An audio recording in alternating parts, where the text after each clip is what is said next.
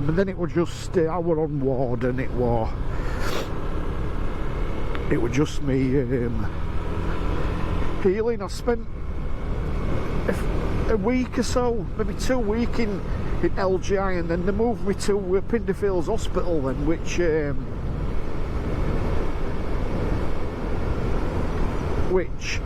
is a lot nearer to where I live, so it made it a lot easier for my wife to come and visit and things like that, which made my day. But then I was swelling up round my pelvic area, round my pubic area. I was just swelling and swelling up. So after a couple of weeks of being in Pinders, they sent me back to have an appointment with a professor that had operated on my pelvis. And when he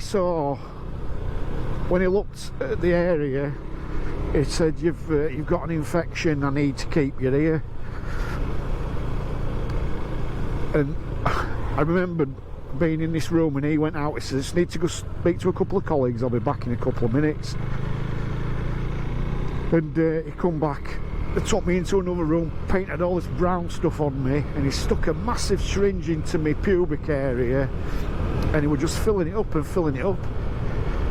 And he says, I think what's happened is you've got a bust bladder, and we've not picked up on it when we were operating on you.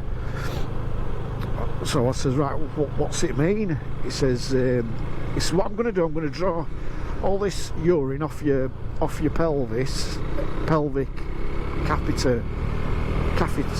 pelvic area.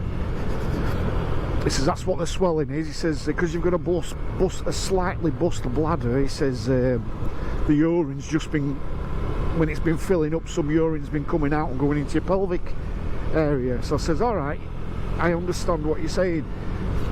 And then he told me, he says, what I'm going to do, I'm going to ask him to fit a catheter. And I thought, oh, fucking hellfire, this is going to be good. He says, and we'll leave it in 2 weeks. I'm going to get a drain put into you to drain any excess fluid off, put you on antibiotics. He says, and we'll take it from there. So I'm thinking, oh Christ, I'm back here again. Anyway, it turned out LGI is a brilliant hospital, and I've got to thank everybody for what they did for me. All nastiness had gone, obviously, because I wasn't on any strong painkillers. It was just my natural body, my body naturally healing itself. So they put this drain on me. I think I was in LGI 4 weeks. I was in total for 2 months, 2.5 months or something like that in hospital. And the swelling were going down. They'd fit this drain, which was only a small tube coming out, and that were working. Fluid stopped coming out, so they removed that. And then I got not transferred, what's the word? They let me out of hospital. Not transferred, bloody hell, what's the word? God, I can't think. Anyway, they let me home. I'll bob it up on the screen somewhere. You've been probably saying it for me. Anyway, they let me home. I rung my wife up, my kid, an ambulance come. When I got home, my wife had got an hospital bed and everything, all the equipment there for me, which I've mentioned in one of my other videos. And then I was sitting up, then I got put on crutches, then I learned to walk again, everything, and I went, alright, that's it, went back to work. And you don't rest. If you've watched my other videos, you don't rest. So yeah, it was a very dark and scary time being in hospital. So moving back to knowing your own limits. Know your own limits, guys. Don't ride like complete and utter idiots like I did that day. Don't race. Don't race with one another. Have some fun, you know.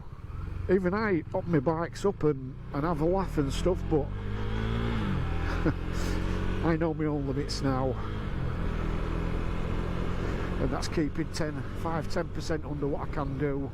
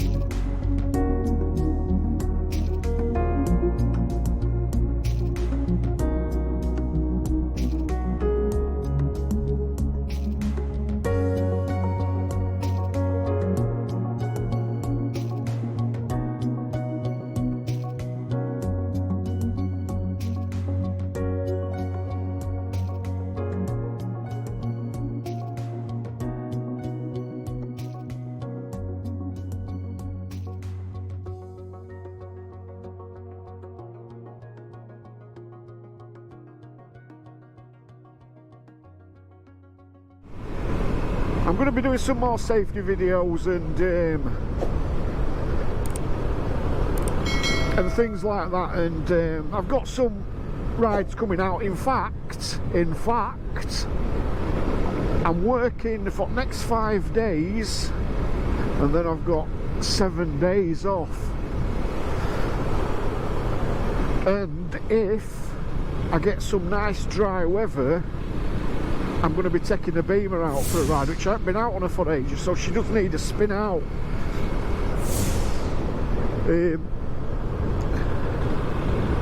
I don't want to risk, you know, she's a big heavy old lump, and I don't want to risk riding in this type of weather and falling off. I think this bike, what I'm riding today, my little thumper, my little KTM, is built for this type of stuff, you know, as with my Beamer in. It's more of a touring machine, my 1200 K1200 RS. So yeah, if I can get some nice dry weather next week, I'll try and get out on her as well. Well, I will get out on her if we get some dry weather, but if not, I'll be out on Thumper doing some more filming and getting these memory cards filled back up for your entertainment. Guys, like I said, if you've got this far, please like and subscribe and share the video.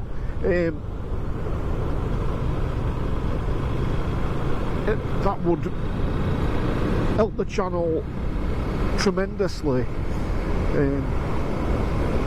You know, help the YouTube algorithm. Don't get me wrong, I am getting views. I'm just not, people aren't subscribing, so I'm assuming that people are viewing that hasn't got YouTube accounts, and I believe to subscribe and like you, I've got to have a YouTube account. I did say in one of my previous videos that when I hit 100 subscribers I was going to go out and splash out on some new gear. Well, I've hit 100, I've passed 100, which is brilliant, honestly. You know, so my next goal is 200, so when I hit 200 I'll go out and buy some more gear. I said I'd go out after I got 100 and buy some gear, which I have. I've bought this little beauty up front of my helmet, what you're viewing through, which is my GoPro Hero 8 Black Edition.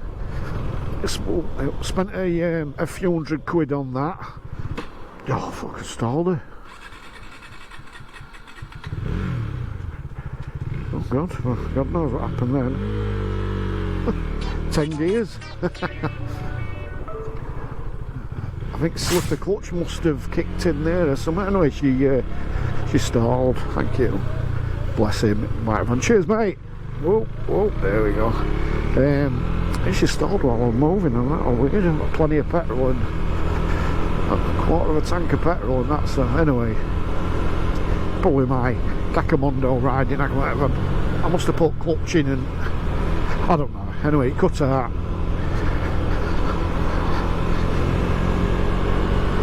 So yeah, I think we're on about the YouTube algorithm, won't we?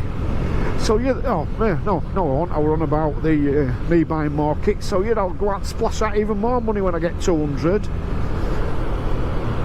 And then when I hit 300, if I hit 300, I'll splash out some more money, and we'll do it like that, eh? I know in one of my other videos from the beginning when I first started, I said I was going to go out and find the best fish and chip shop in Yorkshire. Somebody's done that. Two massive YouTubers have actually gone out and done it, not in Yorkshire but in UK, so I don't want to be seen to be like copying other people, so I'll not go out and find the best one. You might just see me going to odd chipping now and again and getting a fish and a carton of peas.